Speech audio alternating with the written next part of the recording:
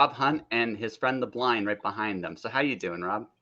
I'm great. Me and the blind had a bit of a fight earlier today, but I think everything's cooled down. Okay, that's cool. Who won? It's kind of one of those cooperative things where we just both agreed to disagree. That's okay. There's nothing wrong with agreeing to disagreeing. In an adult world, that is totally how you do things, right? You can agree to disagree. I'm having way too much fun with this. I'm having way too much fun with this. How you doing? I'm great. Yeah, no, it's been a wild couple of weeks. The Actually, it's pretty fun. I don't know if you heard of the show Batwoman, but Yes. yeah, I got like lead on a costume sale with Batwoman. So like not the cool costumes, obviously, but like the just like dress clothing and like leather jackets and stuff. And they were selling it all in like out of a warehouse last week. And so yeah, I've got like fancy suits. I got like 2 leather jackets for like $50 each, and it's been a great week. Yes, that sounds wonderful. I have been well, like I said, for me, it's been the opposite, it's been an up and down month. I almost for the first time ever, I was going to make 3 grand as a creative, just strictly from creative stuff, and Wow. then both my contracts got 2 of the contracts got pushed to January. So I've been kind of in a half scramble the whole month, Right. right? Freelance life, it's what you're going to do, right? On the Yeah. flip side, I just applied for a podcast job with someone someone else. I've been doing more like film work. I secretly might have become a director. I'm not sure how that happened exactly, but I have secretly possibly become a director. Awesome. Maybe you could show me how. I'd like to also become a director. You like to also become a director? So what you do Very is much. you take a camera, you have a story, and you go out there and pretend you know what you're doing. That is so far everything I know. All right. Everything, everything. I fake it till you make it. I listen. Like the blind will tell you. One of my biggest secrets is I don't really know what I'm doing. I just do things and things happen. I'm almost like that dog that chases cars. Sometimes I don't know if I catch one. I don't know what to actually do with it, but I chase the cars. That's just how it goes. You know what I mean? I think that's a good metaphor for success. If directing doesn't work out, you should do life coaching. I've been told that. I've also been told that no, like legit. I have literally had guests come on my show and go tell you I had it. This was a therapy session. Thank you very much. I was like, sure, right? And the blind chuckles at that one. I know. But Hey, yeah. blind. Like I said, this is way too much fun. So the first time I interviewed the person behind the blind, I literally got to the point where I figured out how to make her laugh almost on cue. And we Yes. literally counted the number of times I made her laugh on that first episode. Oh, wow. I need to look that one up. I haven't actually seen that one yet. Yeah, it's on YouTube. It's on my YouTube channel. It's the first interview we did. Nice. Yeah. Am I still there? Yeah, yeah. Okay, cool. I flickered for just a second on my end. So yeah. So, but no, I've had creatives come up. Literally. No, man. I mean, the real secret to this, it really does. Like, it's not. Yes, technique matters. Like the actual techniques matter, but desire is more important, and it always will be more important. If you want to be a director, like really want to be a director, I have a crappy ass camera that can make stuff, that can do stuff, right? I've used my phone. You can use your phone. I'm not saying it's going to be great. It doesn't have to be great the first time. What's important is, can you teach yourself how to tell a story from start to finish with a camera? If you can do any camera, it can be the crappy ass. Remember those old like really crappy flip phone cameras? It could be a crappy ass flip phone camera. It doesn't matter, right? If you can tell a really funny story with a flip phone camera, you can tell it was a good camera. And then everything else is just investment in yourself and going for it. You know what I mean? And that's it. I mean, it's not. It's just having a clear desire of what you want and just doing it and seeing what happens. You don't need to know what you're doing. Often people will help you. It's really fun. It's weird that way. Desire goes a long way. That's all I'm saying. I've heard actually a lot of like I don't know, I listen to a lot of audiobooks, and Yeah. I know like a reoccurring theme by like successful people who like do big things is they're like, man, I don't know crap. However, I know how to find smart people and I listen to them. And That that's that, like, that helped. But ultimately, this is the thing. It legitimately comes down to, all right, Mr. Rob, I don't know you well enough. I know you well enough to ask a question because it's been exactly 5 minutes. What do you want? what do I want? What do you want? I want a rocket-powered, monkey-driven supercar riding across the desert. Me too. Me too. And However, I also want it to serve me buckets of ice cream while oh we're my doing God, this. yes, Yeah, see, yes. that is what you want. And then on top of that, get a little Bailey's in there because you're not driving that car. The monkey's driving the car at that point. Mhm. So you know what? You might as well have ice cream and Bailey's and enjoy the ride. Legitimately. However, if you want to be super classy, I discovered this. Actually, on this, I was a trainee on a show called Mech X4. Yeah. And the camera assistant, after he found out that I brewed beer from kits, and he ridiculed me in front of the rest of the camera team, not like in a really mean way, but then he's like, "All right, we're gonna brew beer on the camera truck." Nice. Then he made homemade Baileys to give to all the crew, and homemade Irish cream is 20 Amazing. times. It's it's It's Bailey's amazing. is good, but homemade, oh my God. Oh yeah. No, so I was dating somebody and I discovered the wonderful joy of putting mint ice cream and Bailey's together. Oh, ooh, It's that, fantastic. It's yeah. fantastic. It's absolutely fantastic. Chocolate's okay. Vanilla's okay. Mint is the No, magic that, though. yeah, that sounds like so crazy it might just work. Yeah, no, it really does. It really. I remember. I remember coming again. I had a girl come live with me very briefly at that time, and she'd come home is like, "Want some ice cream and Bailey's?" And she's like, "Oh, I had some in the tub." I'm like, "Oh, okay, never mind." Yes. Right, right. So I mean, you just like it's one of those things where you realize that there are little joys in life. So I have a plan when I get to episode 1000. As you can see, I'm not that far away from it, right? After 1000, I'm planning to take the show on the road. I don't pretend to know what I'm doing. I'm actually literally writing a sponsorship letter for beer companies that deliver and ice cream places and a few other things. I want to get actors, creative people, you name it, all basically sing somewhere they're comfortable with, and just basically we're eating ice cream and Bailey's and shooting the shit live wherever we're at. That's kind of like my master plan. I don't pretend I know how I'm doing to get there. And my first stop will be Vancouver, by the way, because Well, there's like a that's interesting because I also brew beer and cider. nice, So nice, I actually have a coffee stout that I just bottled. I got 3 cases of coffee stout, and then behind me I have a pineapple cider I just started. So if you nice. give me some warning, I can probably show up with some bottles of alcohol. No, that's totally fantastic. I'm actually I'm quietly also looking at like breweries to actually do the shows at. It's going to be like it's going to be a pretty elaborate trip because I'm not going to have a home for. I'm literally going to be a rock star director kind of thing next year because again, I am too old to wait. It's like if you got a good idea and it sounds like fun, fucking do it. It's life is just terribly short, and you might as well do all the important things that matter, right?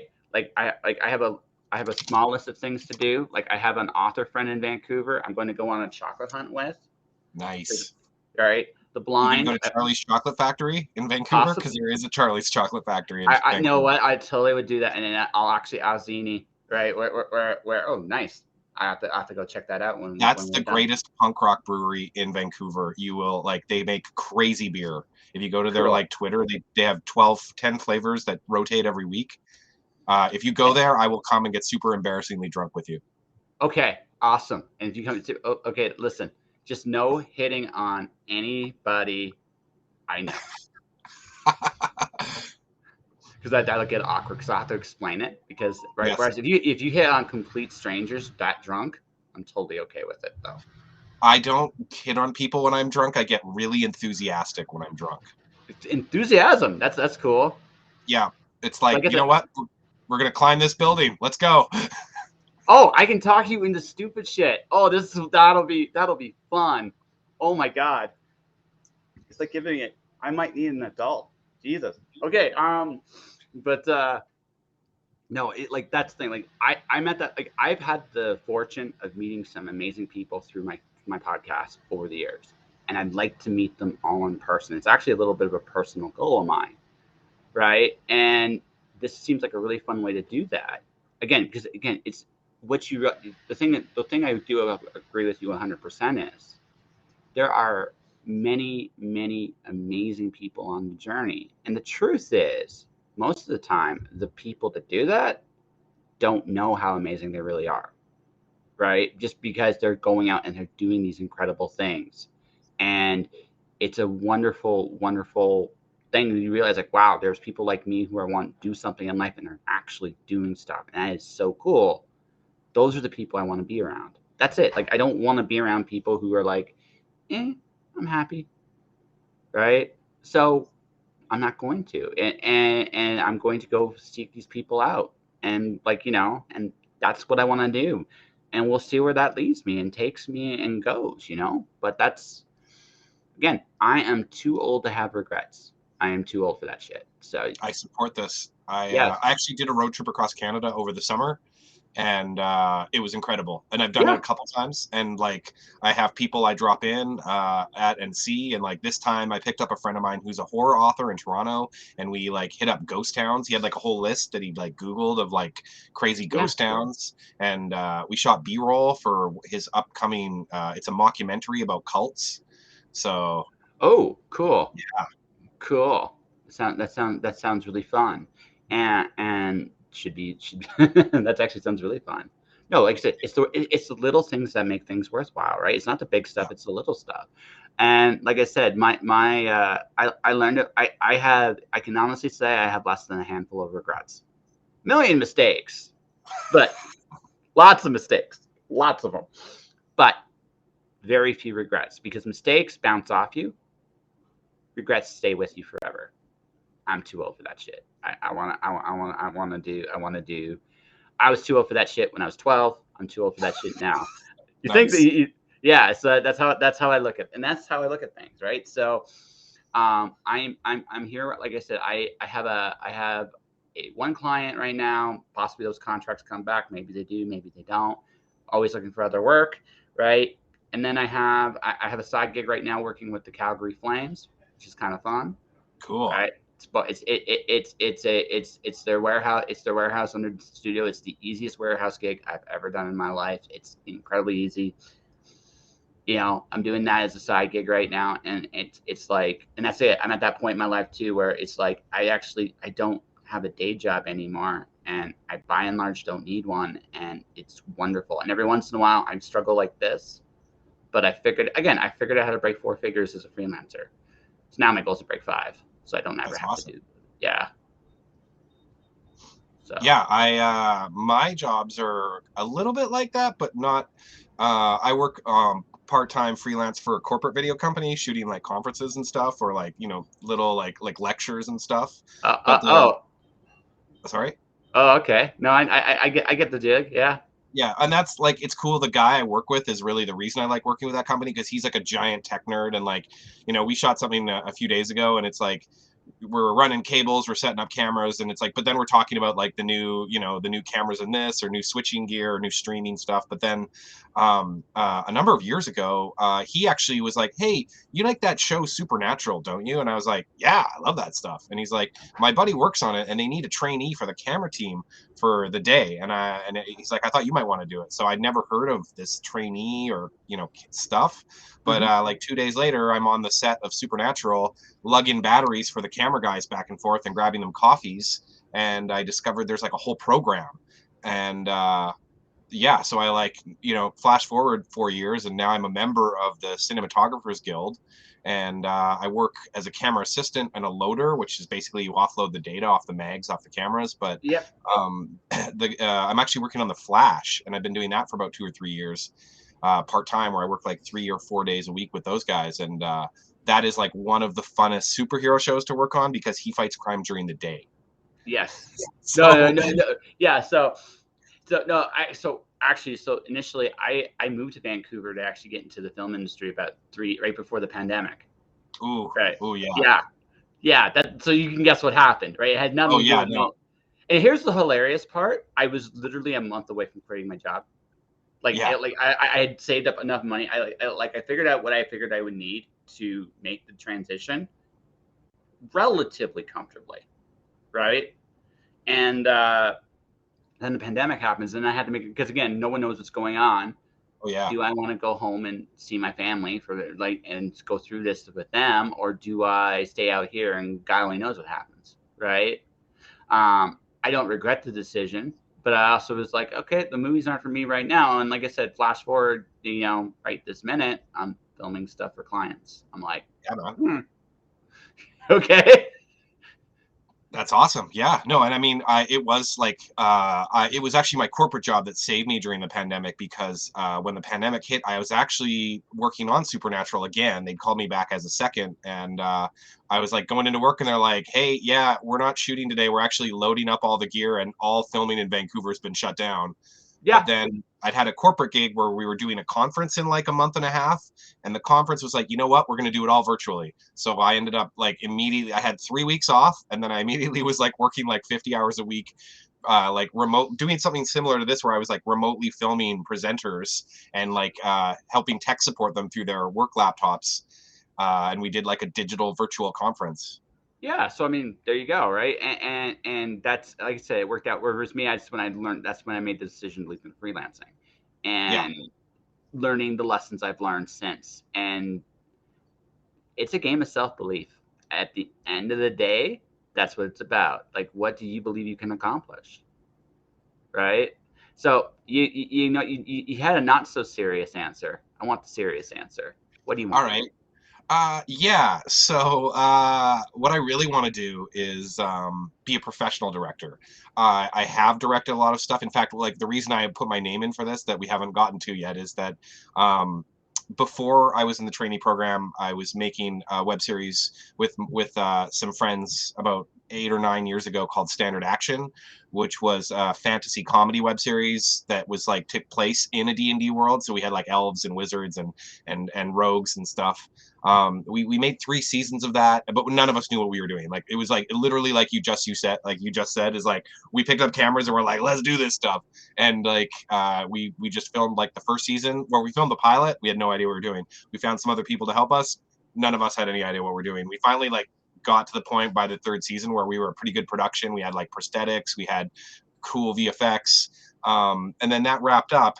And I got into the trainee program and unfortunately realized that like doing the trainee program was like 70, 80 hours a week. And like I had no time to direct. So that's all finished. I like paid off all my debts. I've got a couple cameras like Blackmagic pockets and stuff. And this last, over the pandemic, actually, I joined a LARPing Facebook group where they were selling their gear. And I slowly, over people taking a break from LARPing because it was the pandemic, bought like really cool black armor, really cool chainmail. I collected all this stuff. We filmed like an experimental short film with my Blackmagic camera of like how good is this camera, and I filmed something called The Power of the Wingman, which I can send you a link to. It was like a fantasy sketch, and it actually won some awards. I want to say it's like 1 ton, but it won like 3 or 4. That's And it, cool. yeah, and everybody I've showed it to thought it was really funny. So I started writing another web series that's basically about a guy who gets hit by a car and wakes up in a fantasy world, and he realizes it's like his friend's D&D game. So like one of the characters, one of the like the cleric looks, and because we're cutting back to the real world and flashbacks, looks just like his friend playing it because his friend's not very imaginative, so his D&D character just looks like him. But it's yeah, but it's totally not him. Yeah, and then the idea is that it's like a legit fantasy world where it's not like like they're slowly going to discover it's like a thing of free will where they're like, what's going on, who are these creatures or gods from another world controlling us. But we're just finishing up the pilot for that. We have a couple, like one more shoot day for that, and that's me pulling in like all my friends. Like one of my friends, Micah, DP'd on the Flash last year, and I paid her in magic items in our D&D game that we play to come and help me be the director of photography for a day for my film. So I paid her in imaginary items. But yeah, so that's kind of what I'm like working on right now is I got the pilot drafted for that, and then again I'll show that to people and try to get some like help or locations for next year, and then we'll be trying to shoot that in the spring. So do you want to just do series all the time, or are you trying to actually get into like bigger films? Well, so I have a couple friends who are like ahead of me and like are like, one of them's now like an official writer for Netflix shows. He's not allowed to tell me which show, but Yeah. like the plan that we've come up with is theoretically I can get in if I can get like and the thing I just described that won't help because it's like silly comedy fantasy stuff. Like there'll be serious moments, but I need to do a couple short films that are like little more dramatic, a little more about like modern stuff. If I can do that and get that into a couple festivals and get some more awards, then I can apply to join the Directors Guild of Canada as a director. And then I can look at starting to being paid as a director and doing movie of the weeks, which is like their lower budget Hallmark things. And I've worked on them as a second, and like they can be a lot of fun to work on. And there's a lot of like, and the crews are usually really great people. So that would, that's like my 3-year goal would be to be able to get to direct an MOW. And then like move on from there. But like it's funny, like I love directing. I kind of describe it as like I only feel alive when I'm directing on set. Like I feel more there. But then like I know lots of people. I've met this guy who does real-time motion capture for animation.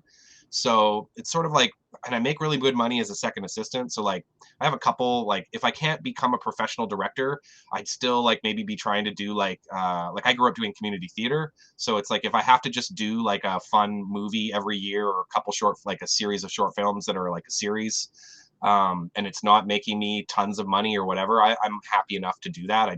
I want to be creative and I want to do that with my friends. So no, that's cool. But you sound like you enjoy comedy.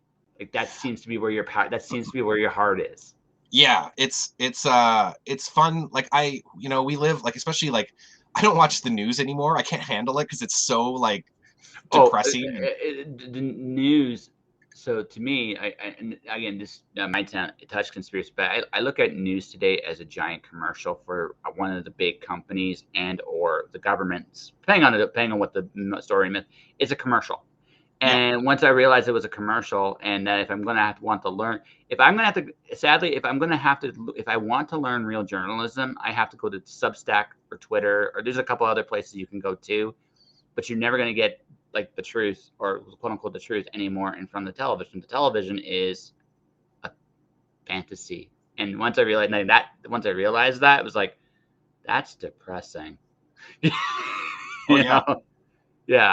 And it's and I'm trying to do like, and even when I go to short film festivals, like some of them are just like you watch these ones and they're incredible. You watch, like, I love horror too, but like, oh, that was scary. But then some of them are just like downers, and they aren't really making, they're not really doing anything except making you sad.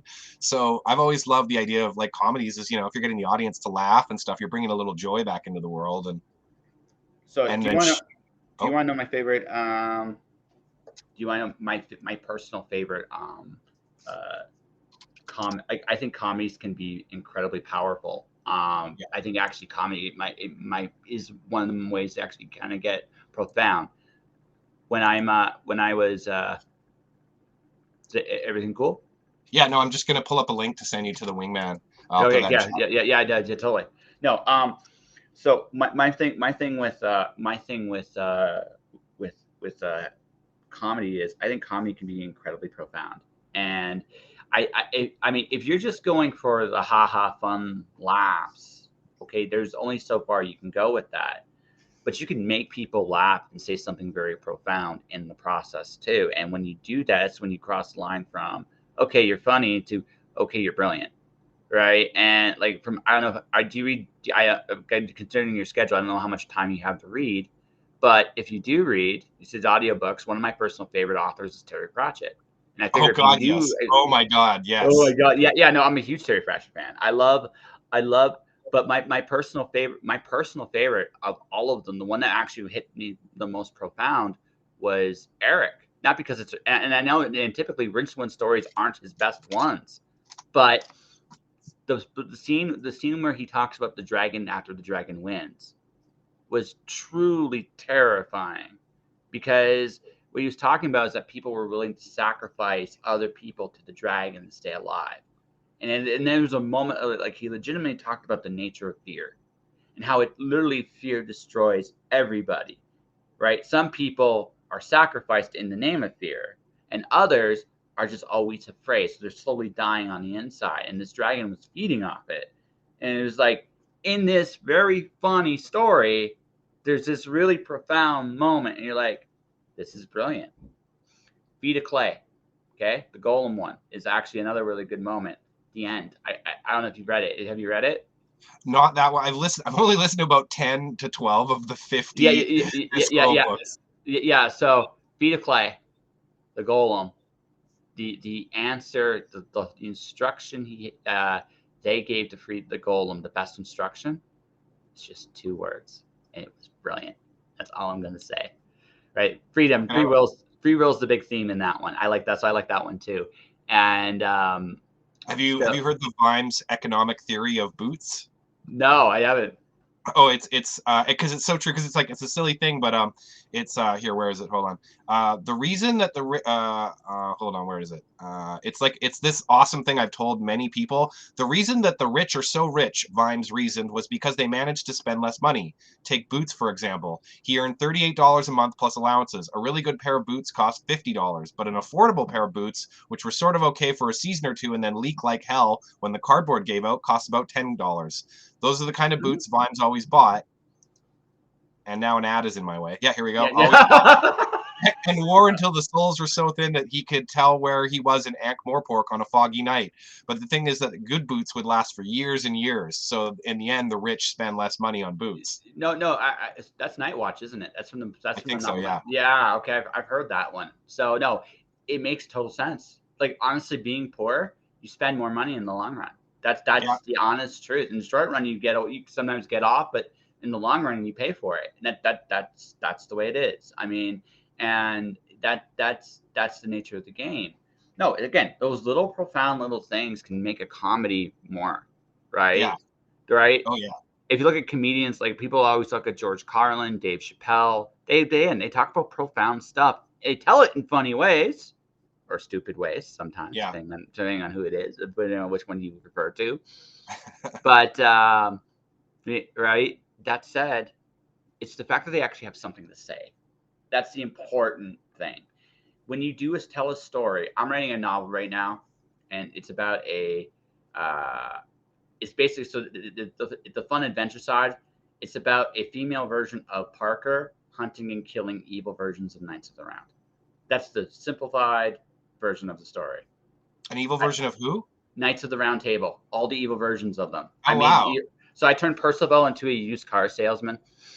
Like he's basically an all-powerful genie, but he's a dick. You kind of want to punch him in the face, right? Yep. Easy. It's not that hard a transition for someone like that, believe it or not, right? So the thing is, okay, that's the simplified story. What I'm really talking about is what makes a good person.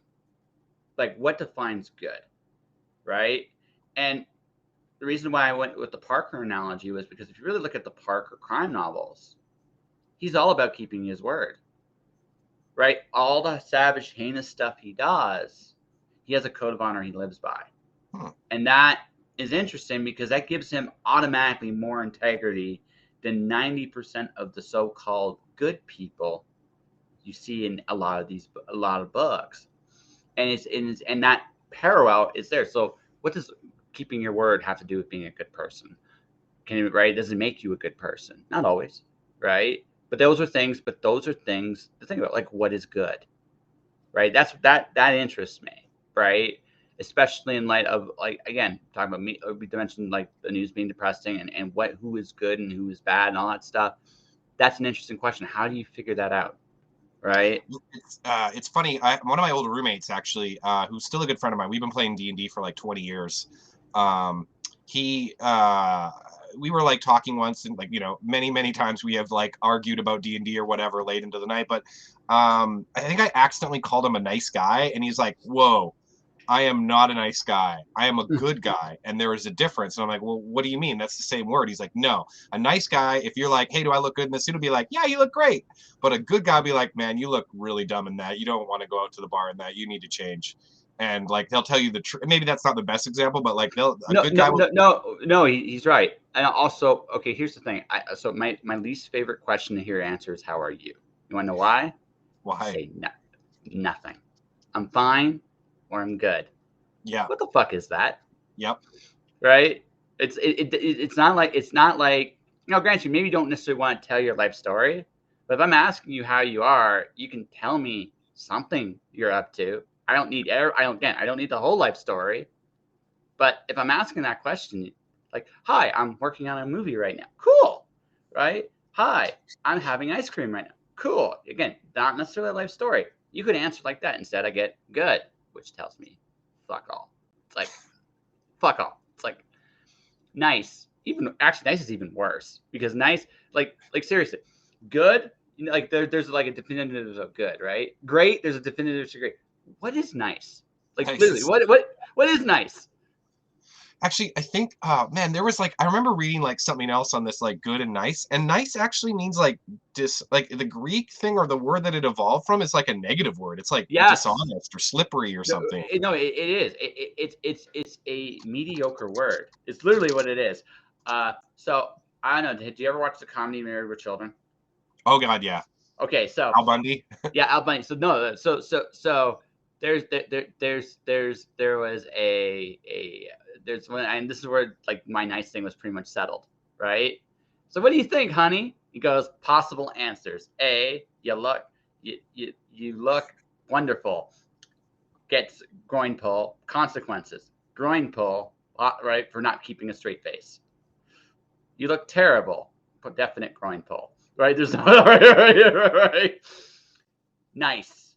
Meaningless, confident, meaningless marriage continues. So guess what he chose? Nice. Yes, nice. Right? Because it was just it's the easy way out. That's what nice is. That's what nice actually is. It's the easy way out. It's not good. It's like it's mediocre. It's like what the fuck? Okay. I'm going to avoid that word at all, if at all possible. The only time I use that word is like, if I hear about a wonderful thing, I'll say nice, like, but like, kind of like that surfer dude, nice, right? Where it's Yeah. not a terrible connotation. Beyond that, I try to avoid it as much. Good, I also try to avoid as much as possible, but I would rather use the word good than the word nice. Yeah. Does that sound strange? No, that actually sounds. I mean, the only times I use nice are either A, if I mean literally nothing, or someone sends me a picture of the number 69. Yeah, exactly. So there you go, right? Right. And it's the surfer nice, right? It's like nice, right? Nice. See, exactly, right? See, it's surfer nice. So that's the only time it's good at all. And then in every other situation, it's hot garbage. Oh God, I said nothing. So I get right. And the only time I really want to say nothing is if I'm in a situation where I have to be around people I don't like. In which Yeah. case I'm getting paid stupid money or I'm drinking excessive amounts of alcohol. Either way, I'm not real. I've already have a coping mechanism for the pain. So it's not so right. It's true, right? I Yeah, mean, no, it's true. it's totally true.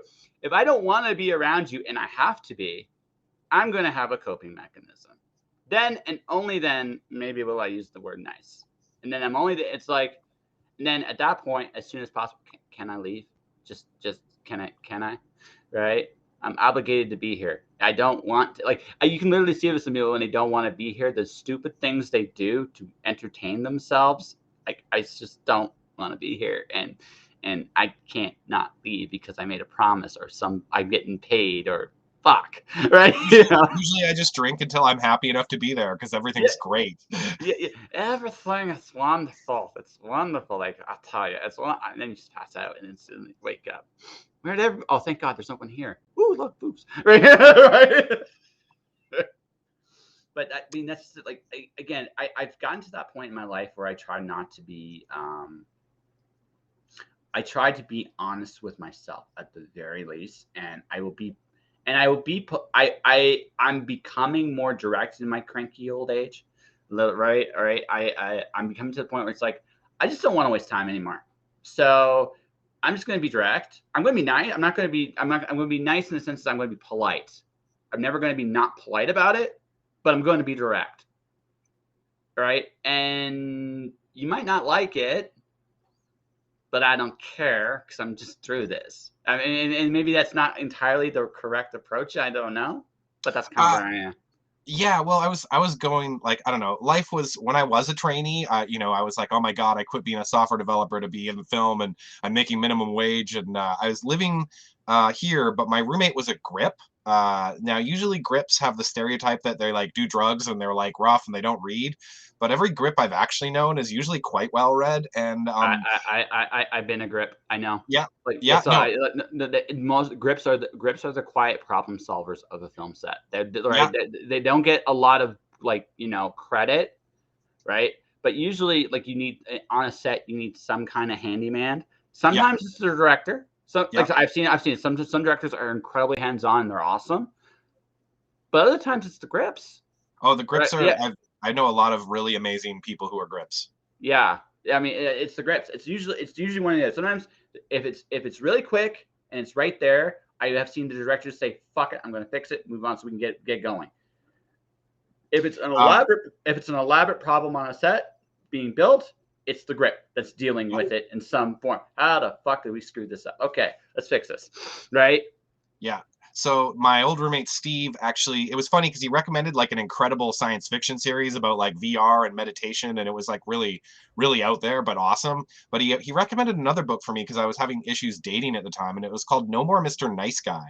And Yeah, it really was like basically a book all about like nice is dishonest and like you're people pleasing, and there's nothing wrong with trying to take care of people or be nice or kind, but like you really also got to learn how to like look out for yourself, and like your time is valuable, and you don't, there's a way to do sort of to balance that, but like to really try to focus on being a good person.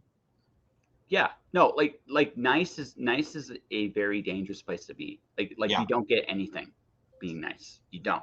You have to be a little dangerous, a little Yeah. bit, right? And you have to be a little ruthless, but not to everybody. You don't have Yeah. to be again. You don't always have to be an asshole, but you Yeah. can't be afraid to be one sometimes, right? Because if the situation calls for it, you can do it and push it, and as long as it's not every fucking minute, people will understand. It's just when you're an asshole all the time that people just go, "You better be really good at this," Yeah. or yeah, or "I'm not dealing with your bullshit." Right? Well, That's pretty much it. there's a big difference between like blunt and Yeah. like needlessly mean. Yeah. No, there is. Like legitimately. Well, and I think even blunt can be bad too. Yeah. Right, like the thing is, it's about being direct. It's about being direct but polite. If you but like it, right, if there's a certain politeness to it, there even though people may not feel it in that moment, there's a kindness by design implanted in there, at least. So it's not like I'm not trying to deliberately murder you, right? Right, but I'm not going to pull my punches either. You're an adult. You should be a big enough man or woman to take what I'm saying. And if you can't, you shouldn't be out here. And that's just the way I see it. Oh yeah. It's actually, I really enjoy working on camera teams because they are very, a lot of times they are really practiced of that like direct, because you don't have, a lot of times you're in a big hurry, or like, you got to Mm-hmm. get this done now, and there's a lot of very little sugarcoating things for the camera team. It's always very direct. Hey, you move your fucking ass. Yes, Yeah. yes, I will. Right, right. And again, it is what it is. Right, it is or it is. And maybe you have to try it quietly first because it's like, okay, let's just move. Fucking move, you idiot. Right, right. Just like right, just like whatever it takes, whatever it takes. Because again, time and energy, you can't get that shit back. You just No. can't. Right. So, like I said, I'm 41, going on 12, and I'm gonna be like at this point in my life, I'm looking at, well, what do I want to do? And do I do all the crazy things I want to do? And Gotta because get I on don't, that. and yeah, because I don't got a lot of time, and I gotta make it count. And that's it, and that's the thing. So you gotta learn these lessons along the way. You can't please everybody, and you shouldn't, but you can please yourself. Yeah, no, I've really vibed with that a lot in the last few years, just because like there is sort of this like film thing where it's like I do like directing, but then also a lot of the stuff I do isn't like award worthy. Like we make comedy, right? And fantasy comedy stuff. There are festivals that celebrate that, but then I'll have friends that make like a short film about like, I don't know, like something a little bit like like racism. Racism is bad. That is the message of the short. And like, cool, I agree with that, but also the short's not bringing anything new to the argument, and they'll clean up it with awards. And that's cool. I'm happy for my friends to do well, but then there's part of me that's like, should I do a short like this, or should I make another short that makes people laugh, or like, it's definitely I've sort of just started to decide to do my own thing, and that's the way it is. Well, I have awards.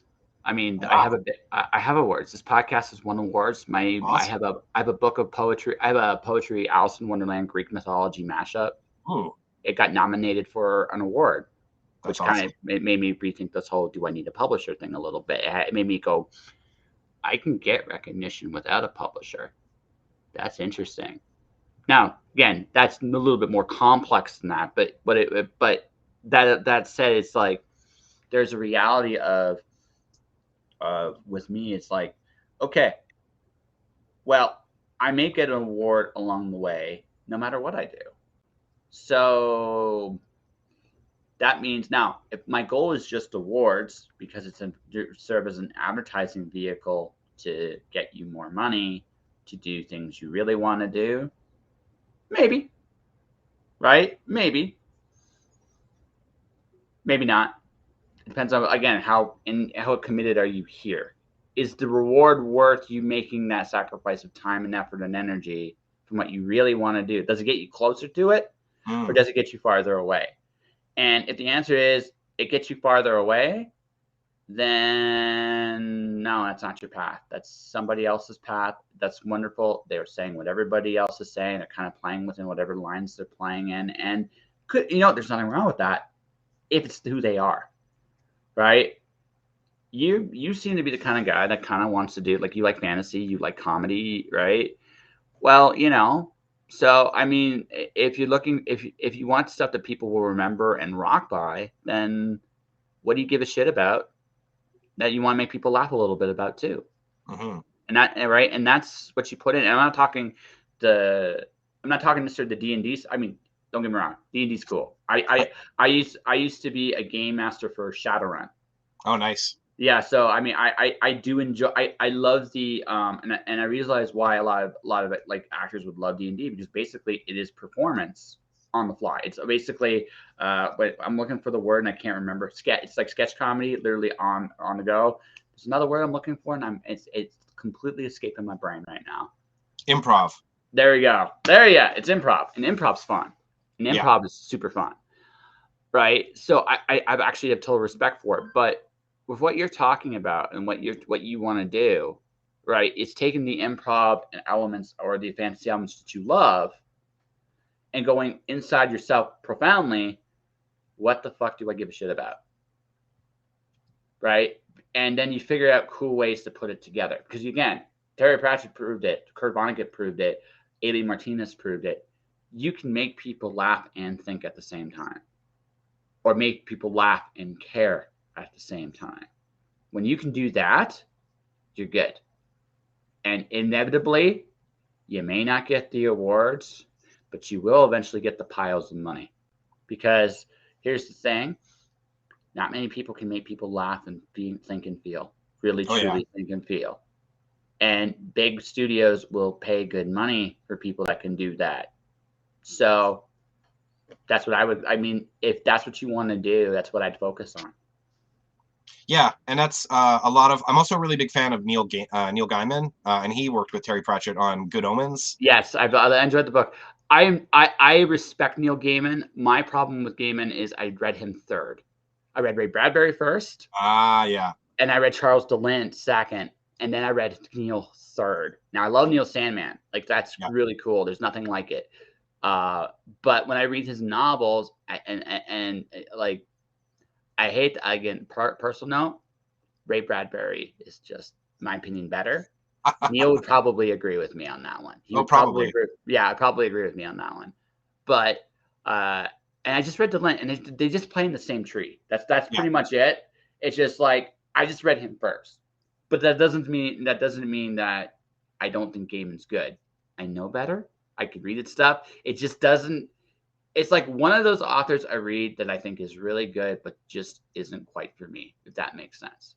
oh yeah, no, and I mean part of it I actually find as I grew up with like Hitchhiker's Guide to the Galaxy, like Douglas Adams This is and awesome. Terry Pratchett. Yeah, like those two I really like. So the reason I think I like Neil Gaiman is that he's kind of like the newer generation of them. Like, they've passed away, unfortunately, so Yeah, I he's know. still around. So, and Neil actually did a great book on Douglas Adams that's something about the making of the Hitchhiker's Guide to the Galaxy. So Yeah, I find like, yeah, they're all kind of, I've never read a lot of Ray Bradbury, and I do actually, that's an interesting point because I like fantasy, I like science fiction way more.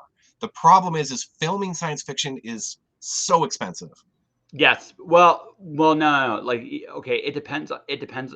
You have to be really creative with your sci-fi budget. Like Yeah, you can do something like I don't know if you've ever watched the show Third Wave. I Way think so. Tracy, it was is like an evil alien species was infiltrating us, but it was still in the real world, real time, Right. Yeah. right? So those kind of shows you can do. Yeah. That's only, but unfortunately, like the cool shit about science fiction is, right? Science fiction is about the possibilities of tomorrow. So what you Right. really want to write about in science fiction is the possibilities of tomorrow. That does require a budget because you have to have this wild imagination. What the fuck does the future look like, right? And does ice cream exist here, right? That's the thing, right? Right? That's a, Question. yeah, it's a very good question, right? So, or Pez, does Pez Yeah. exist even in the future? But the thing is, right? That's what makes it a problem because you want people when people think, hey, this is the future. Wesley Snipes said Demolition Man, right? Comes back with all these guns. He's like, hey, wait, this is the future. What kind of cool shit did they make that can blow? Like, blow? Finds this gun, and he's like, magnetic gun, okay. It takes 2 minutes. Okay, stupid gun, and he fires the damn thing. I love this gun. Oh my god! Yeah. Right. That kind of thing is, yeah, the future's supposed to be fun, but I think the best place to do a good science fiction is honestly in the animation world. That's honestly That's where I think. yeah, Yeah. I've actually I that's when I mentioned like trying to do motion capture and real-time cartoons. Mhm. Kind of one of the things I want to do once I finish the Odyssey is one of my I've met him through playing D&D actually. Mega Steak Man, he's on YouTube. He uses like motion tracker sensors for one of the VR units, and he does like real time capture of people moving around. And it's like, if I have a background in software, so I'm kind of wondering if I can learn from him, then I could do like science fiction the way I want to with like skyscraper cities and hover cars and like power armor and spaceships. Because it would all be animated, and that might be Yeah. something to start studying once, like, because with the Flash, I've kind of agreed to do so many days a week, so I can't really take any time off. But once that's wrapped, I might actually start trying to dive into Yeah. the. This is their last season, isn't it? It is, yeah. We wrap in March, and then I have like one friend doing virtual production stuff for Superman, where they're doing similar to the Mandalorian, where you can see the background in live real time, and like he'll let me show up with beer and watch what he does. But then the other guy, Kyle, is doing real time motion capture with like yeah, so I could do like a Yeah. computer animated cartoon. No, like that, like because again, my favorite science fiction stuff right now is in the Japanese anime world.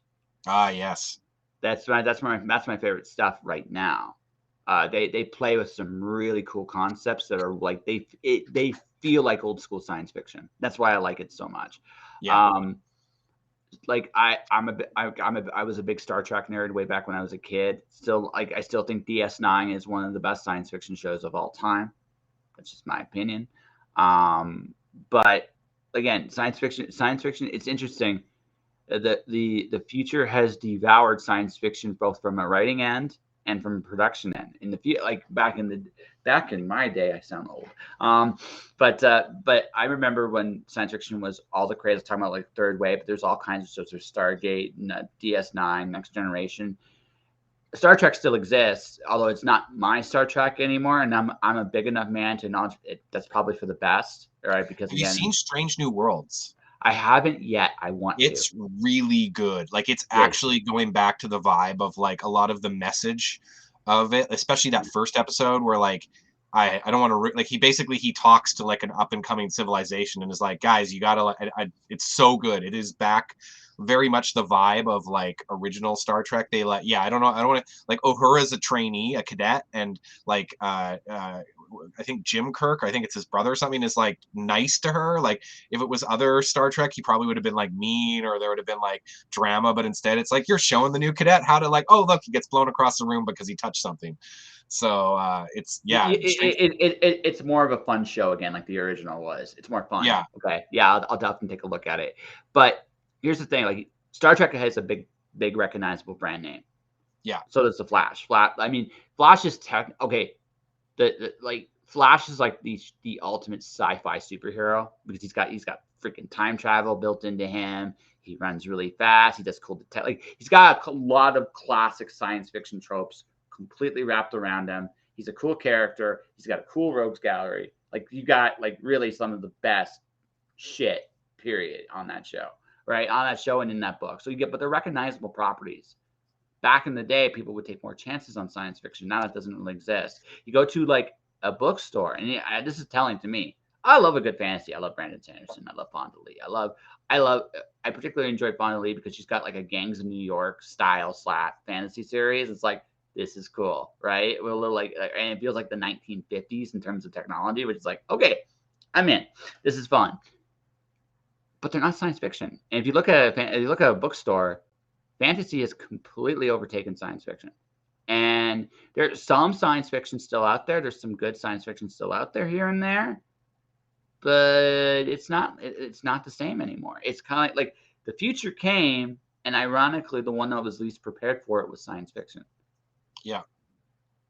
Yeah, no, a lot of the science fiction audiobooks I listen to are like are more like I don't want to say Starship Troopers because there isn't the profound like commentary on fascism, but like they're like, you know, it's like soldier drama, and like there's like space marines with guns shooting stuff. It's not the idea of science fiction where there's like new ideas and like things like that. It's just like, you know, like grenades Space and opera. explosions. Yeah. Yeah, no, it's space opera. And again, there's nothing wrong with it. Like Yeah. space operas can be cool, but yeah, if you're looking for like the best science fiction, again, made you think. Yeah. Right? That barely exists anymore.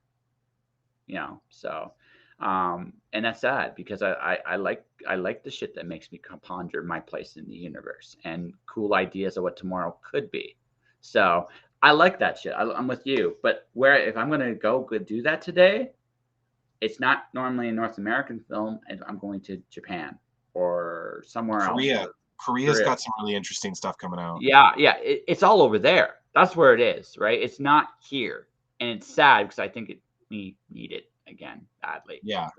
Yeah. Well, we've really dived down into it's sequels, reboots. It's, you know, it's if they can lessen a financial risk of a project by making it in some other thing, they will, which usually limits everything. Yeah, no, it kills the creativity and the possible. Like it's funny because I think, although I don't say it's immediate, unlike books and music and everything else, but I can see the movies industry eventually decentralizing like everything else is, right? Because for this very reason you're talking about, you can only mine that stuff so much before people go, okay, what else you got? I will, however, recommend the book, the same roommate that recommended No More Mr. Nice Guy, and it's very, you got to be careful looking up this book because it's not, there's a book called The Game by Terry Schott, of the series The Game is Life. It is not Neil Strauss's The Dating Game, which is not a very great book, but The Game by Terry Schott, yeah. The Game by Terry Schott is like science fiction, but it's, wow, there's like mind bending, like it does make you think in a big way. And like here, I'll throw a link. I think I'll try to throw a link into chat for you, but like yeah. And speaking of like again, I'm doing my one of my current projects is I'm retelling I'm actually doing a retelling of Fahrenheit 451 and kind of like as a graphic novel kind of thing. oh wow. But I'm doing it my way.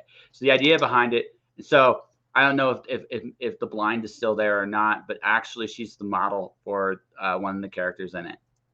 Uh-oh. Yeah. I don't know if she knows. She knows too, by the way. Yeah, she knows. Oh, okay. Well, I'll bug her about it later. Yeah. Yeah, no, she knows. Right. So, but yeah, no. And the thing is, the idea is instead of it's about book burning, it's about drawing. Right. It's about instead of book, and my character gets punished by. The idea is I realize like all information basically I remember, but in high school it's all information like computers understand on and off. It's a light bulb. So if you always look at it, light bulb is a source of information, and we kind of live in a weird light bulb today. So what if the lights were turned off for you? It'd be a cool like little punishment. So again, so I'm doing a retelling of Fahrenheit 451, based on that thing. So I look at it kind of like from the perspective now of I am taking old classics I love and I'm reimagining them. And that's a cool spot to be in, right? That's a really cool spot to be in. It's familiar enough that people get you, but you can also do lots of cool shit within those confines. But again, if I were going to do something really truly original and new, I mean, I have to really do like some real research on it, because new ideas, if I'm going to look for them, I will not find them here. I'm going to have to create them myself. So that I have to work. Shit. All right. So but that's where it is. But I get like science fiction at its best is the genre of what if. Perfect. Like that's exactly what science fiction is. It's exactly what science fiction should be. And I really want to see it. Like Mike's like you, I really want to see more of it again. Yeah, absolutely. Yeah. So you're direct. So you do the Flash. So you got a whole bunch of your own fantasy projects, but you again comedy. So I'm going to ask this: where did you get how? And then this may be actually the first question of the entire interview so far. Why comedy? Well, okay, so there was the practical. At the beginning, it was practical because if you make something like a campy comedy, the costumes don't need to be perfect. The sets don't need to be perfect. They don't need to be like completely realistic. So when we started with Standard Action, the idea was like, okay, like the costumes were like, we didn't have the camera tricks to make him look extra short. So our friend who was normally a little bit shorter was a halfling instead of a full hobbit. And then the costumes, like the for our elven barbarian, her costume was made from like $50 of stuff from like clothing from Value Village that had been like torn apart and resewn together. And it did look like a good barbarian costume, but it didn't look like authentic for any kind of, real stuff. So it was always sort of that where we knew that we didn't have the budget to make it look super real. And because, if you're watching like a profound emotional story and then something doesn't look right, it can really take you out of it. But if we're just playing to have a laugh and make people smile and pull off a joke, that was kind of how it started. But then with Standard Action, we made that first short that was kind of a standalone story, and then we started making more and more, and by the end of the first season we had like an epic storyline where half a hobgoblin undead hero had been brought back to life, and there's a big sword fight at the end, and then they find out who the real villain was and they deal with him, and it's just it's all really yeah, like if you start with comedy, it's actually quite a bit easier to slowly move into quite a profound story, and that's kind of what I like. Like it's a good storytelling method too, where it's some laughs, but then you can slowly bring in more profound elements and like the character stuff.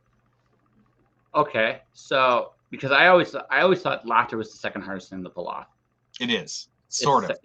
Yeah, it's the second hardest. Well, so the secret I figured out was ironically, have you ever read Spider-Man, the Spider-Man, like ever? I have. Yeah. Peter David Spider-Man is my favorite. Oh, okay. And the reason Peter David is a pretty profound. He's done some Hollywood stuff. He's also done novels and stuff like that.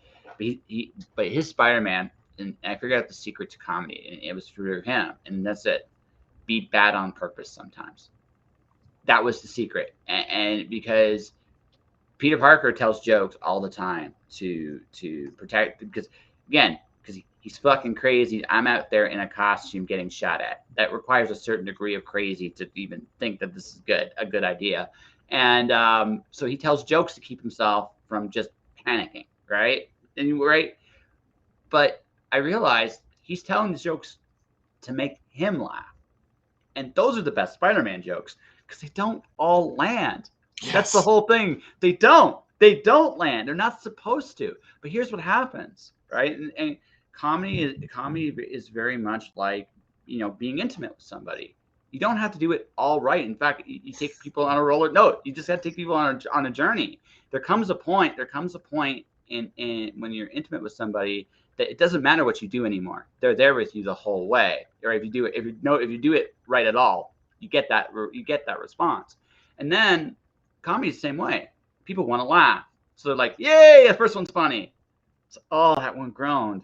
Oh, that's a dad joke. Okay, that one's funny again. okay, dad joke, funny, funny, funny. Then doesn't, and eventually it comes to a point like it doesn't matter anymore. I'm Yeah. just in. I'm just in. Right? Not all of us, not all of us can be Robin Williams and just can come up with so many jokes at once. He overloads you. That's how Robin beats you. He overloads you, and you're like, I don't know what just happened, but I'm laughing. And that's Robin Williams. Not all of us can do that. Most of us have to have a method. And what I find is sometimes you have to be bad on purpose. That I'll remember that. That's yeah. I kind of get that too. Like where the Yeah, because if everything's a good joke, if like the mistake people make is like if everything's a good joke, eventually the audience can't tell, right? I They get can't tell. tired. Well, yeah, no, because again, or they take it for granted, right? Or if you're so polished all the time, people get used to it. But if you have a few jagged edges here and there, just a few, you don't need again. Don't be so bad that no, you're just fucking terrible. Because then it doesn't matter if you have a good joke. If you get people to that point, you've lost them. But just bad enough that you just pick like the right groaner in the right spot, and you do it on purpose, right? Suddenly it's like again, now it's a roller coaster. It's no longer the straight line. It's like okay, up, down, up, because again, now there's always a period. There's no adjustment anymore. You're just along again, and then once it gets to a certain point, it doesn't matter. They're there, and that's good. Yeah. Right. That's good. That's all it takes. Like I realize, like that's a huge secret to comedy is you can't be good all the time. And then I'm like, yes, I can suck, and actually, it's the right thing to do, right? Right, and that's the thing, right? And I realized like that's one of the most important techniques I've learned in comedy. But also, I mean, it's also that sense of I'm just gonna have fun. There's that like it's a very weird balance, and what makes that really tough too is comedy is subjective, right? Sometimes I can make you laugh. Sometimes I'm gonna make you groan, and because my humor is not your humor, but we do have some of the same crossover, and where I hit it, it's like it'll hit, right? That's the problem with comedy. The only thing I think that's harder is joy, pure joy.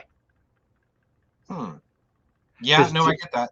Yeah, because joy is so fragile. Because I mean, Hallmark. Okay, Hallmark knows what flavor of ice cream it is, and they don't. And then like, I'm giving you this flavor.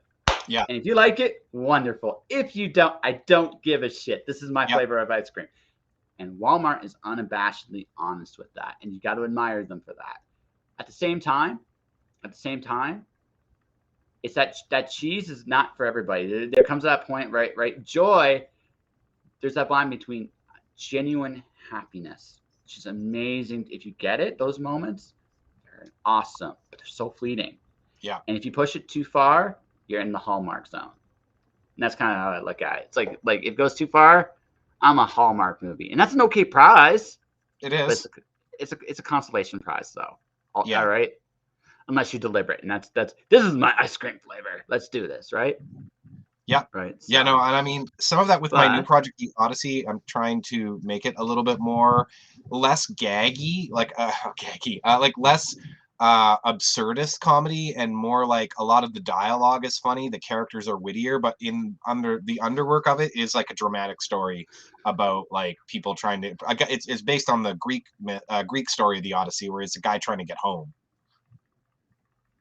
Yeah, I'm trying to go home, but you're gonna go this way. No, I don't really want to go this way, but you're going this way. Or when like they try to find the Cyclops and they're told they're looking for a Cyclops, and then they find it, it's actually a short guy with an eye patch, and they're like, "Huh, I thought you'd be taller." He's like, "Shut up." Yeah. Shut up. See at that point, I would like you have to embrace the absurd a little bit. Like if you're gonna have a Cyclops being short, yeah, I would give that Cyclops the angriest Napoleon complex possible. Oh, yeah. Right. He'll fight anyway. You calling me short? Oh, yeah. It's on now. And he like hockey fights the main character. Like he pulls the shirt like down or pulls the pants on. Hey, what are you? Oh, and then like you'd have to go. His anger is huge. Yeah, you're right. That's right. But I mean, crafting jokes like good jokes is hard. I mean, okay, my favorite old Simpsons is still funny. New Simpsons sucks. Yep. But the reason is the craft and care of the jokes. They were way, way smarter back in the old days, and now they're like, "I guess that's funny." And then sometimes it's like I go, "Wow, okay, that wasn't bad," right? But it's because crafting a good joke or crafting layers to like again, it's crafting story, and there has to be a really good sense of solid story fundamentals. Again, knowing what people's expectations are, you have to like. I mean, maybe that's the hardest part of comedy too. What expectations are you going to play with? And on top of that, are you going to go lean into them, or are you going to lean against them? But if it's the latter, how do I do it in a way that people will come along with you for the ride? Yeah. Yeah. That's I mean, it's tough for me. It's like for the Odyssey at least, with like expectations. I'm trying to do it's part of it is I really want to play off of the like people in our world and then their D&D characters, but then their D&D characters change personality wise when the person stops playing the character and like rips up the character sheet, and suddenly the fantasy character has their own free will and is suddenly like, what was I doing? Why did I like leave my happy life to like run around and kill things and steal treasure? And like that's some of the stuff I'm going to be playing with, and we'll see how that goes. So I got a story that might tickle your fancy. Then my first Kickstarter is going to be early next year. Okay. It's called the Stick Figure Revolution, and it's about stick figures revolting against their creator for making them stick figures in a very pretty world. He neglected them. See, I get the vibe with your story here that your D&D characters are going to eventually revolt against their actual real characters. Oh yeah. They're going to revolt, and they're actually going to wage war against the players, right? One of the lines I really want to write in is when like one of the characters who's like tough and grizzled finds out that his brother died horribly because the guy making him needed a cool backstory. Yeah. So it's like, wait a second, my brother died because you couldn't think up a better backstory, and like that's going to be probably a big like turning point in the story where a lot of them realize that they've suffered needlessly. So There's a series. I can't remember what the first book's called, but I know the second book. And the second book's so powerful. It's called Heroes Die by Matthew Woodwing Stover, right? And it's about a guy that goes into a parallel universe for entertainment purposes, Oh, right? really? He's an actor. He plays an actor that and they create scenarios for him in this world for profit. But they've exploited this world for years. The end of I think it's Heroes Die. There's this one-page dialogue where he basically tears the reader a new asshole. Because he's like, I'm not going through that. I'm going through this because of you, because of your insatiable desire for entertainment. Yeah. Yeah. Right? Right? That that realization was so it was like it broke the fourth wall. It was super clever, but also very profound. Right? If I had to confront the characters about all the stuff I put them through, they'd want to beat my ass, and I think they'd be right because I think Neil Gaiman's talked about having like a nightmare where all of the characters he's killed show up. No. See, I'm kind of like a little bit more of a sadist. I might see if I don't like you, I might make you fan fiction, right? So I'm a little bit more of a sadist, and so I have a special place in hell reserved for me for my sadism. So it's just like I know this. So no, if I was to be confronted by my characters and they would ask me, well, why did you put me through this? And it's not even just the entertainment, like because you notice too when you tell a story, you're not fully it's a weird thing. You're not fully in control of it. You just basically you're playing with okay, so why would my character do this? And then you think of all the reasons they would do this, like what clicks, and it's just for whatever reason it clicks, and you have this wonderful, you have a story and a journey for the characters you're writing. And oddly, in spite of all the things you're putting them through, you actually love them. And it's a weird thing. No, it's a weird relationship you have with your characters to such a point that you're like, but on one hand, it's like, why did you put me through this? And the only answer I can think that I had to be on because I wanted to pay my bills because that's For the lulls. Yeah, for the lulls, right? I can't do it. It's like it's because just something inside me said this was your story, and I had to get it out. And although I am sorry for what you went through, I'm kind of glad I found you. And it's a weird, again, it's a weird. We have a weird messed up dichotomy. You have to suffer. It's messed up. It's a But you little. have to like, I find it's actually a problem with a lot of the modern storytelling is they've missed out on the hero's journey, where like you have to like you have to see a hero suffer before they get the power or control it, because like otherwise they haven't earned it. And it's weird because I've even read like, you know, self-improvement books that talk about like the hero's journey isn't just for fiction, it's like your life. No, no, Like it totally is. Sometimes you're the hero, and other times you're the villain. And yeah, you gotta be okay with both parts of that, right? I have fucking screwed up royally. But I've made a million mistakes. Not all of them are like me being stupid with myself. That's free, that I can forgive. It's like it's just me. I've hurt people, even by yeah, accident. It wasn't the intent, but it happened. I have to live with that, right? Sometimes I'm the villain, and I'm right. The only saving grace I have is that I try to be accountable for my mistakes. That's the only saving grace I have. Doesn't change the fact that doesn't change what I did, but right, and that's it, right? And that's so. I mean, that's also part of the hero's journey too. Is you got to realize you're not always the hero, right? And you got to come to terms with the parts of yourself that aren't so good, and that's how you. But again, you earn wisdom with that acceptance too. So I mean, everything you get in life, you have to struggle to get it, and sometimes it sucks. Sometimes it really sucks, but it's the only way you get there. oh yeah, going through the trainee program was like that because it's like you're basically the bitch of the camera department. You make their coffees, you like sweep the truck, you work the longest hours, but like when it's all over, suddenly you're getting to work on like you know popular shows, and like it's like life is a lot I don't want to say a lot easier, but like everything is actually easier because you've worked at such a hard level that after that everything just feels a little bit easier. Well, there's that, but there's also it's now your challenges are different. Now you're Yeah, again, you've climbed the mountain. So what's the next mountain for you? exactly. Right? So, and that mountain too is going to involve a lot of the same things you did in the program. You're going to be someone's bitch when you break in. Hey, get me my Yeah. coffee. And you're like, some things just go up the chain no matter what. And right, coffee is one of them. And I say that because it's just like everything I've done, like again, everything I've been through on my journey, I've on some level done it before. Right? The goal the goal has never changed, right? But well, the goal's evolved. It's evolved. I should say it's evolved. Um, but I also just accept the fact that no matter what I'm gonna do, there's a process.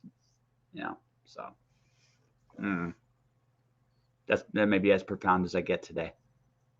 It's a good profound. Yeah. So you're a big Joseph Campbell fan? The hero's journey, yes I Yeah. am. I mean, I don't know, I had this cool like workbook that was all like how to like lay your life out and your goals as like the hero's journey.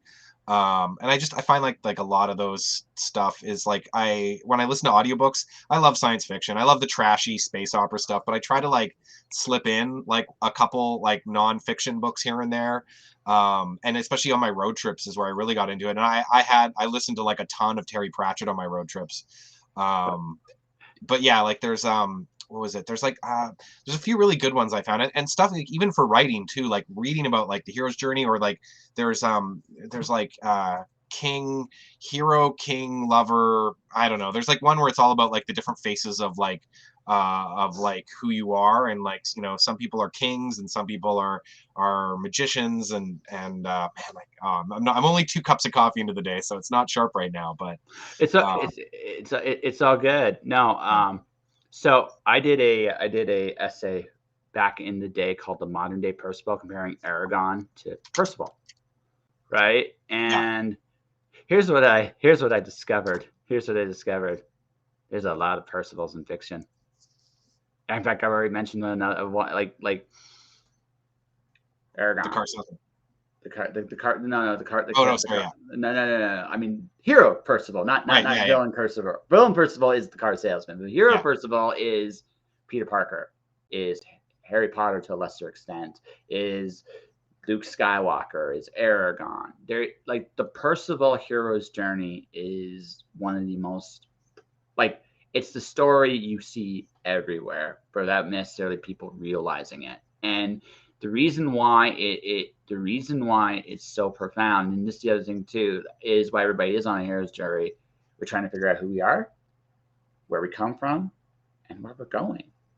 And if you really break the hero's journey down, that's really what it's about. And family. Right? Yeah. Right? That's why the Darth Vader betrayal is so profound. It's because it's totally hero's journey, right? It makes sense. The opponent, the grievous harms are all done within family. So it's like, yeah, that's real. And that's why people connected to that moment in cinema. Oh my God. It's like, no, it made total sense. Total sense. And also the hero's journey usually involves like some sort of darkest hour. And like that's also like a good fundamental beat for a movie is like where you've really put yourself out there and maybe you've overextended yourself or like something you tried didn't work out. And then you have to learn how to like pick yourself up from that and keep going. Yeah. No, I look at again, freelancing. I've been knocked on my ass. I'm still getting knocked on my ass, right? And that's life, right? That's life. I have to figure this stuff out, or and I have to learn how, and then that's all part of the process. And it's not that you got knocked down. It's like it's who are you when you're in these darkest hours again, and that's all the compelling stuff. And in movies, right? The best movies, the darkest hour is really, really good. It's like, okay, this shit's bad, but you're still going anyway. Like that, even if you don't feel that confidence, like, what the fuck am I doing in this? Why did I do this? Right. But that's, who you are, not in good times, but in bad times. Absolutely. That's when you know who you are. And when you learn that, it's like, okay, who am I going to be in this time? So, we've touched on the pandemic just a little bit. I'm not going to go into the comment. Again, I don't think either of us really want to do commentary on the pandemic and all the other things that have happened because they're dumb. And like in 20 years, we're going to say we were idiots, I think personally, but that's neither here nor there.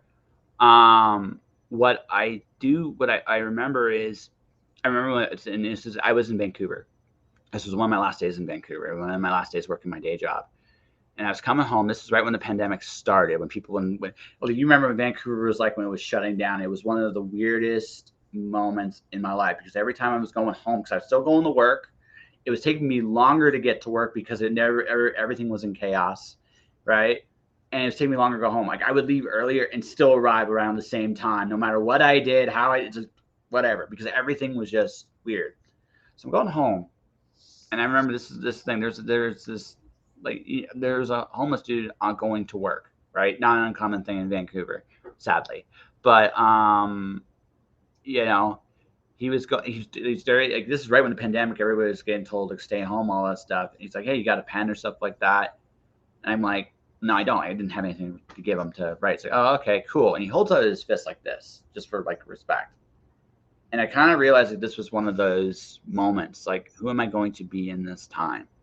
Am I going to be the guy that's scared of when someone's going to reach out for one of the more human signs of affection? Am I going to be cruel, even though it may be the right thing to do? Or am I going to just embrace the infection because it's the little things that matter? And I chose the latter, right? And some people never wouldn't choose the latter, but it's like, this is who I want to be in this time. You can judge me for it if you want, but this is me. I'm going to be kind no matter what. It's it's like you said though, it's really who you are when things are tough or when it's not, when there's like uncertainty. Yes. Because that says everything, right? That's who I chose to be in that time. And it was like, I think if there is a God, I do believe there is one, but if there is a God, right? If there is a God, I don't think he's going to care about all my stupid mistakes. I think what he's going to care about is who I was in those darkest moments and why. This is my thought. Very profound. Yeah, that's it. So, Mr. Rob, unfortunately, I have to again. I have a Flames thingamabig ready to go, but I will say this: you are awesome. She was right. You as well, Joshua. Yes. So when I do come out there, so I gotta. So the blind. I've always wanted to see her sing in person. So that's just kind of what. No, I seriously, like she's got an amazing voice. I am a big fan of. I'm a big fan of the person, but I'm also a big fan of her talent. And that's kind of like one of my short list of things to do when I get to Vancouver. But the other thing is, so do you want to do it? Do you want to go to a brewery, get massively drunk and enthusiastic, and we do stupid shit somewhere in Vancouver? When I I come will out there? take you as long as it's not like crazy week on the Flash. We're gonna go to Storm Brewing. I'm gonna show you It, my favorite it, brewery. it will be in May or June. Oh, perfect. Yeah, no, that's what I say. Like, so it won't be crazy. Your flash will be done. You'll be like, no, you're at that point you're going to be like going to me. You'll be like, Josh, I'm going to like do. I've directed this most profound, um, like comedy, and I kind of want you to watch it, and it'll be like the most terrible B-looking movie ever, but it'll actually be profound, and that's what I'm expecting you'll be working on when I come see you. But when I do come see you, so we'll go to Storm Brewery. We'll get royally drunk. We'll do stupid shit, and then you can blame me when it's over. Sound like a plan? Oh, it's gonna be wild adventures, my friend. All right, all right. We should promote something before you go, though. Something. What do you want to do? What do you want to promote? What do I want to promote? I'm going to promote. Well, okay. So there is actually another thing on the burner that I used to do an interview show called Between Two Pints, which was I would interview someone and we would drink a pint of beer, roll the cameras, and drink a second pint while they promote their play or their like film. But one of my friends who wants to get into producing is like, I want to do a better version of Between Two Pints, and we might be doing that when you arrive, which means we might need to rope you into being a guest on that.